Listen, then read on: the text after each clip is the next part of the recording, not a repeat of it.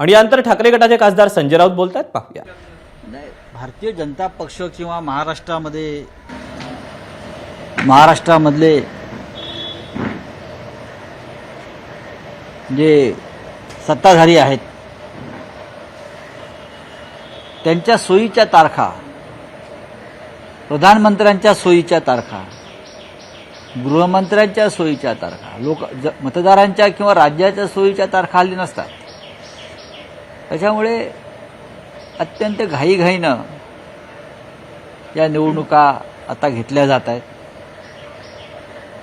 23 तारखेला मतमोजणी आहे, 26 तारखेपर्यंत विधानसभेची मुदत आहे. इतर राज्यात तसं झालं नाही.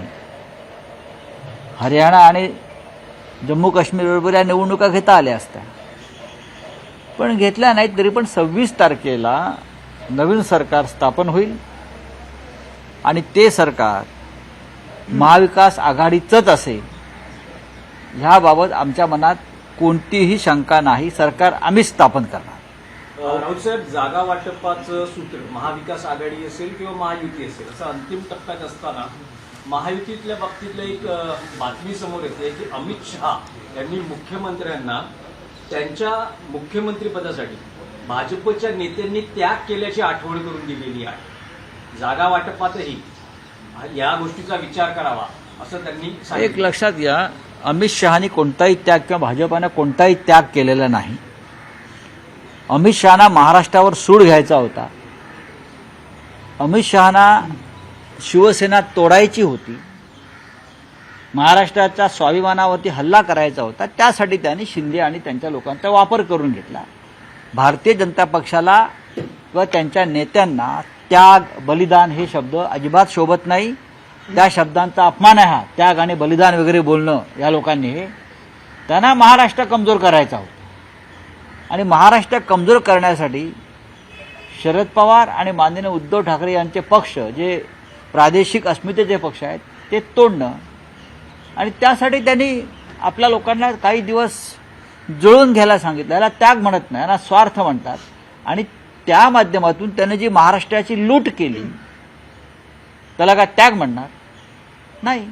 आणि बावनकुळे असं म्हणतात की त्याग समजूनच मोठेपणा जागा वाटपात दाखवा. बावनकुळ्यांचा त्याग आम्ही पाहिला. 50 लाखाची जमीन त्यांना, 50 कोटीची जमीन त्यांना जी कवडीमोल भावात सरकारकडून त्यांनी जी ओरबडलेली आहे, हा त्याग आहे का?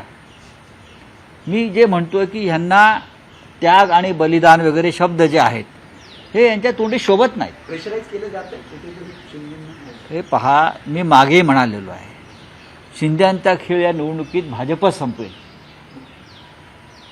शिंदे, अजित पवार यांचा जो खेळ आहे, भारतीय जनता पक्ष मदारी आहे. भारतीय जनता पक्ष मदारी आहे आणि ही सगळी माकडं आहेत.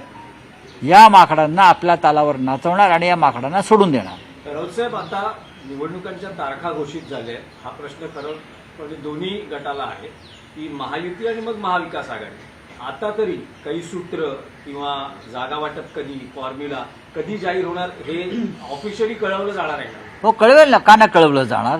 कोण कुठे लढतं हे तुम्हाला कळेलच ना. 288 मतदारसंघामध्ये जेव्हा उमेदवारी अर्ज भरले जातील तेव्हा तुम्हाला सगळ्यांना कळणार आहे की कोण कुठे, कसं, कोणत्या पक्षाचे, कोणत्या चिन्हावर लढले जात आहेत.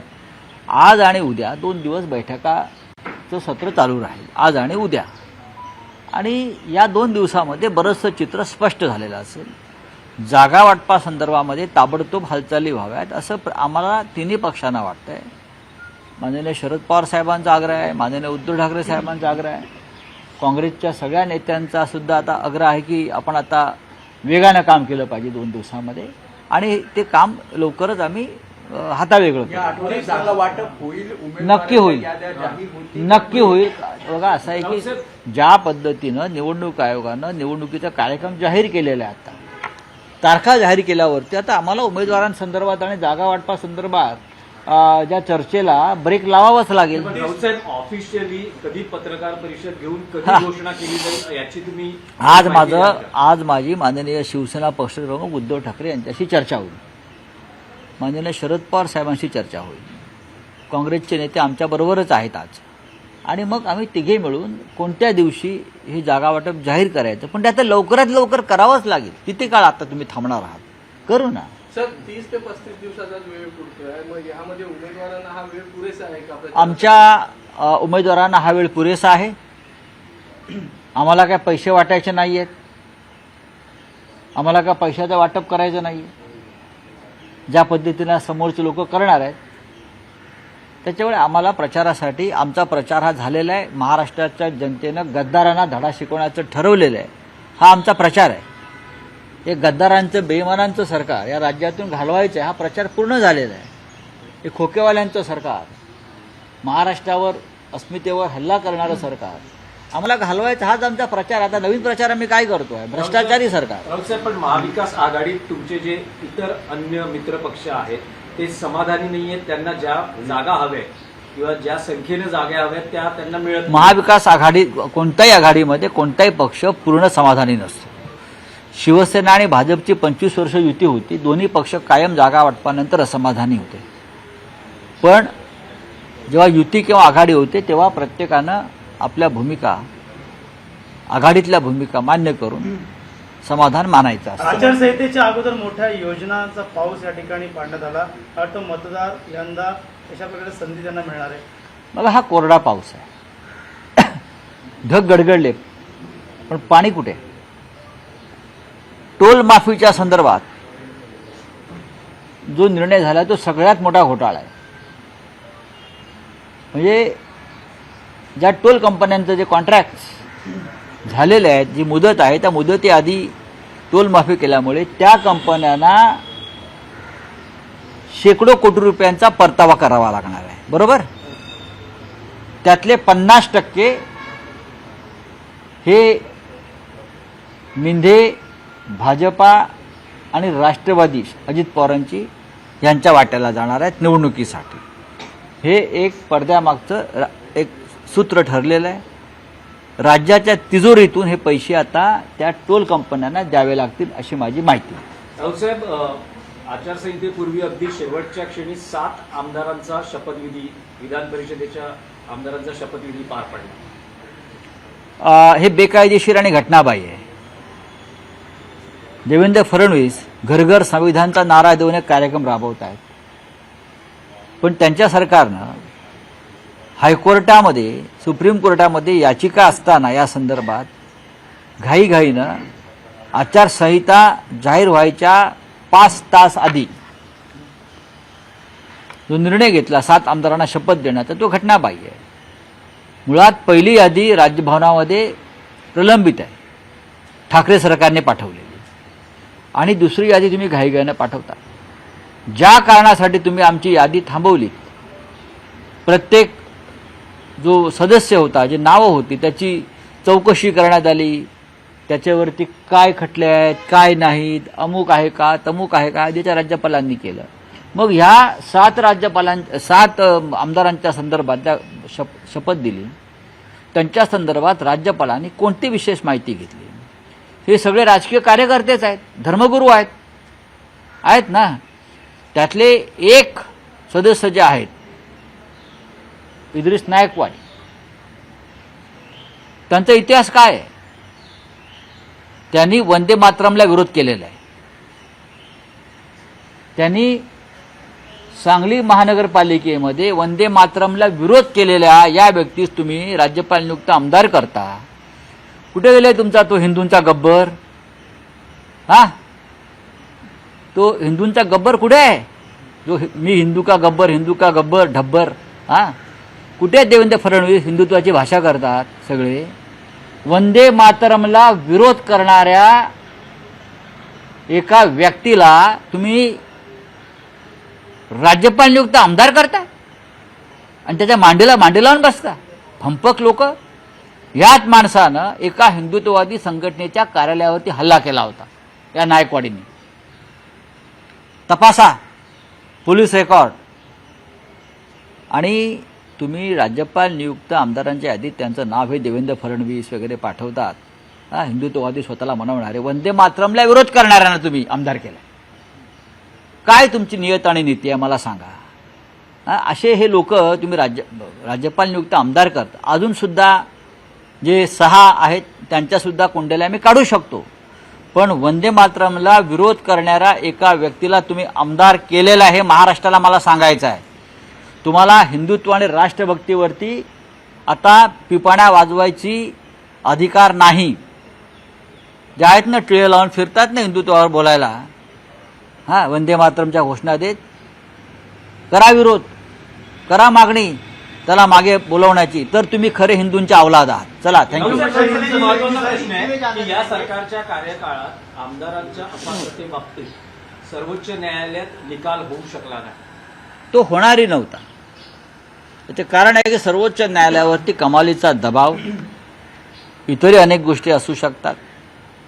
निवडणुका जाहीर झाल्या तरी अपात्रतेच्या संदर्भात जर न्यायालय निर्णय घेणार नसेल तर न्यायालयानं घटनाबाह्य सरकारलाच आपलं समर्थन दिल्यासारखं दिसत आहे. सर्वोच्च न्यायालयामध्ये संविधानाचं रक्षण करण्याची जबाबदारी आहे, पण संविधान विरोधी एक सरकार सर्वोच्च न्यायालयाचे सरन्यायाधीश चालवू देतात आणि आम्हाला तारखांवर तारखा देतात. मला असं वाटतं या देशाच्या जनतेचा सर्वोच्च न्यायालयावरचा विश्वासही उडून गेलेला आहे. मी लवकरच त्या संदर्भात माहिती देईन. या सर्व काळामध्ये कोणत्या न्यायाधीशानं आणि त्याच्या कुटुंबानं लंडनमध्ये 300-400 कोटीची विला खरेदी केलेल्या आहेत आणि कोणाच्या पैशानं खरेदी केलेल्या आहेत, आणि त्या बदल्यात महाराष्ट्र सरकार कसं वाचवण्यात आलं हे मी लवकरच जाहीर करेन. राऊत साहेब, तुमचा गंभीर आरोप आहे, हे जे न्यायमूर्ती आहेत हे माजी न्यायमूर्ती आहेत की पाहू एक्झिस्टिंग ना, न्यायमूर्ती? नाही मी पाहीन ना, मी त्याच्यावर चर्चा करेन आणि त्या बदल्यात ते सरकार कसं वाचवण्यात आलेलं आहे याची मी लवकरच माहिती देईन. हे सरकार वाचवलं याच्यामागे फार मोठं कारस्थान आणि षडयंत्र होतं. हे घटनाबाह्य सरकार होतं. हे वाचवण्यासाठी हजारो कोटी रुपये 2.5 वर्षामध्ये खर्च झालेले आहेत. दुर्दैवाने म्हणावं असं वाटतं की आमची न्याय यंत्रणा संविधानाचं रक्षण करण्यामध्ये अपुरं पडलेली आहे. ईव्हीएम मशीन सेफ असणार का यंदा?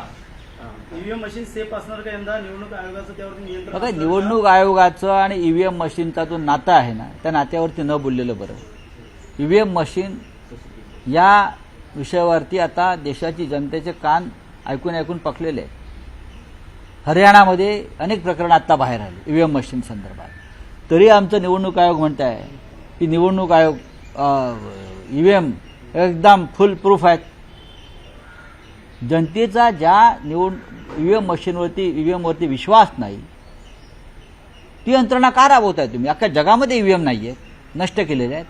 आमच्याकडे तुम्ही का हट्ट करताय? राऊत साहेब, एक फक्त मराठीतला प्रश्न आहे की मध्यंतरी राज ठाकरेंनी घोषणा केली, ना युती ना आघाडी, त्यांचा पक्ष स्वतंत्रपणे निवडणुका लढवतोय आणि त्यांचा पक्ष या निवडणुकीनंतर सत्तेतला पक्ष असेल. कोणाचा? राज ठाकरेंचा पक्ष. महाराष्ट्रात? हो, महाराष्ट्रात? निवडणुकीची महाराष्ट्रात हो 288 जागा आहेत त्या महाराष्ट्रामध्ये आणि 145चं बहुमत लागतं. जर त्यांना बहुमत मिळणार असेल तर स्वागत आहे. किती जागा लढणार आहेत मला माहीत नाहीत. माझ्या माहितीप्रमाणे शिंदे गट त्यांना 2च जागा देतो आहे.